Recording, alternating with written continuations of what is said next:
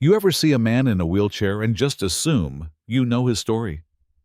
Like, you think he's down and out, forgotten by the world, yeah. That happened to Malcolm Reeves. But man, you couldn't be more wrong. Malcolm's not some broken guy lost in the system. No, sir.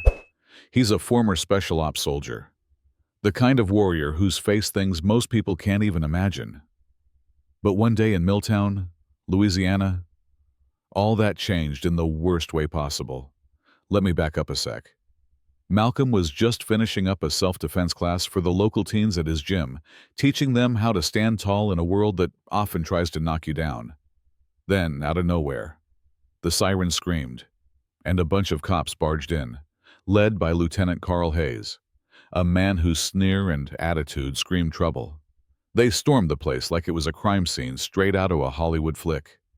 Hayes claimed Malcolm was tied to a gang, accused him of hiding weapons, and before anyone could blink, they yanked Malcolm from his wheelchair, cuffed him like a hardened criminal, right in front of the kids he was mentoring. The whole thing was a setup. Inside that dingy police station, the fluorescent lights flickered on Malcolm's weary face as Hayes pushed a gun across the table, a fake weapon, planted to pin a liquor store robbery on him. Other officers laughed and mocked him, kicking his wheelchair, tossing racial slurs like they were candy. Malcolm's hands were tied, but his mind sharp as ever. He locked eyes with Hayes, cold and unbroken. Because, let me tell you, a man who survived hell knows how to survive hate. Then things got worse. The crooked judge, a lapdog for Sheriff Lawson, barely glanced at Malcolm's case before slamming him with months behind bars. No parole, no mercy. Jail was a nightmare. Guards spat venomous insults.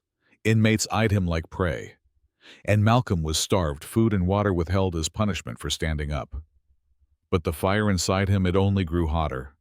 He dug deep, tapping into every lesson, every hardship from his military days to hold on.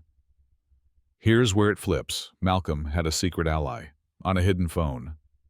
He called his old teammate, Ghost, a shadow in the dark who'd saved his life more times than he could count. Ghost promised backup in 12 hours, and hope flickered in the gloom. But Hayes wasn't done.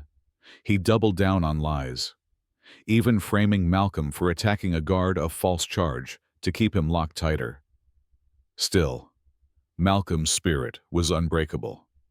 When a leaked video of his brutal arrest hit the airwaves, the town erupted. Protesters flooded the streets, demanding justice, shaking Milltown to its core. The corrupt machine tried to bury him deeper. Hayes labeled him a domestic terrorist, strapped him down, and even dragged him through twisted medical torture with the help of a sadistic doctor who wore his hatred like a badge. Malcolm fought back, snapping bones, dodging death because quitting wasn't in his playbook. The climax hit when Malcolm rigged a bomb at the sheriff's estate, a desperate gamble that exploded into chaos. Lights flashing, cameras rolling, exposing the corruption for all to see. Hayes fired shots, but Malcolm hacked the newsfeed, flooding the town screens with truth. Riots broke out. The balance shifted. But victory came with a cost. Malcolm was left bleeding, broken behind a shed, with Hayes's laughter ringing in his ears like a death knell. Yet even in that darkness, Malcolm's mind raced because the fight wasn't over. His broadcast went viral. The evidence undeniable. The sheriff's drug ring collapsed under pressure, and a storm of justice brewed in the streets.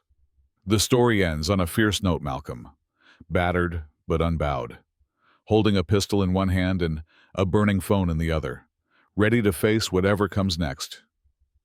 But here's the kicker: was his violent retaliation justified? Or did he cross a line? Did the system push a hero too far? Or was this just the reckoning it deserved now? I want to hear from you. Where do you stand? Was Malcolm a victim or a vigilante? Can justice survive in a world stacked against it? Drop your thoughts in the comments below.